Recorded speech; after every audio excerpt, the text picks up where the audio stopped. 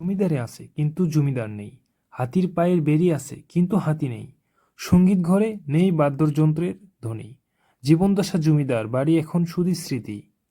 আসসালামু আলাইকুম দর্শক, কেমন আছেন সবাই? আজকে উত্তরবঙ্গের একটি জমিদারের গল্পের কথা বল। সৈয়দ তোরাব আলী চৌধুরী জমিদার উত্তরবঙ্গের বগুড়া জেলার কাহালু থানায় মুরল ইউনিয়নে তার জমিদারি প্রাসাদ এখনও চোখের সামনে ভাসছে। এক সময় বগুড়া জেলায় বিভিন্ন পরগনা ছিল, এক এক পরগনায় এক এক জমিদার ছিল। তাদের মধ্যে সৈয়দ তোরাব আলী চৌধুরী ছিলেন একটি পরগনার জমিদার। তার আমলে মুরল এলাকার প্রজারা ছিলেন অনেক সুখী। সৈয়দ তোরাব আলী চৌধুরী ছিলেন একজন সঙ্গীত প্রিয় মানুষ। তিনি নিজেও সঙ্গীত চর্চা করতেন। তার জমিদার বাড়িতে ছিল সঙ্গীত চর্চার জন্য বিভিন্ন ধরনের বাদ্যযন্ত্র। সব ধরনের বাদ্যযন্ত্র বাজানোর ক্ষেত্রে তার ছিল ভালো দক্ষতা। মুরল মাদ্রাসার পশ্চিম পাশে একটি পুকুর, সেই পুকুরের পশ্চিম পাড়ে ছিল শৌখিন জমিদার বাড়ি। জমিদার বাড়ির সাথেই ছিল বংশীয় লোকজনের থাকার জন্য বাড়ি ও খাজনা আদায়ের জন্য ঘর। বর্তমানে তিনটি আলাদা জমিদার বাড়ির আংশিক স্থাপনা থাকলেও সেগুলো অবস্থা খুবই জীবনদশা।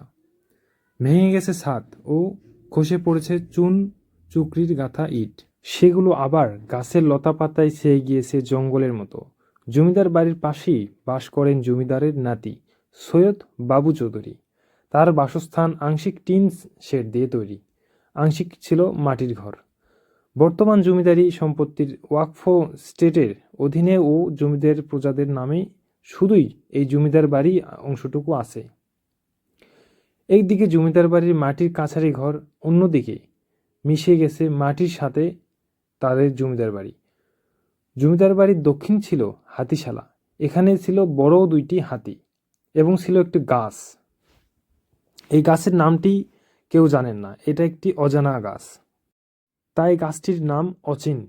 অচিন নামে সবাই এই গাছটাকে চিনে। এই গাছের সাথে উঁচু একটি মাঠ। এলাকার লোকজনের মতো জমিদার বাড়ির দুই হাতি মারা গেলে এই মাঠের মাটির নিচেই পুঁতে রাখা হয়। কয়েকশো বছর আগের অচিন গাছটি নিয়ে রয়েছে নানা জনশ্রুতি। অনেক আগে গাছটি কাটার চেষ্টা করলেও কেউ কাটতে পারেনি। গাছটির ডালে ডালে পরগাছা গজালেও দেখতে মনে হবে না গাছটির বয়স 200-300 বছর। বগুড়ার ইতিহাসে গ্রন্থে উল্লেখ রয়েছে সৈয়দ তোরাব আলী মারা যান 1868 খ্রিস্টাব্দে। তিনি মারা যাওয়ার পূর্বে তার সম্পত্তির জনসাধারণের ওপর দান কার্যের লিপিতে ওয়াকফা করে যান। এবং এখনও লোকজনের কাছ থেকে শোনা যায় বাড়িটির আশেপাশে অনেক ভৌতুরে কর্মকাণ্ড ঘটে, যেটি খুবই ভয়ানক ব্যাপার। দর্শক, ভিডিওটা যদি ভালো লাগে অবশ্যই আমার পেজটাতে কমেন্ট এবং শেয়ার এবং লাইক করবেন। ধন্যবাদ সবাইকে। আসসালামু আলাইকুম।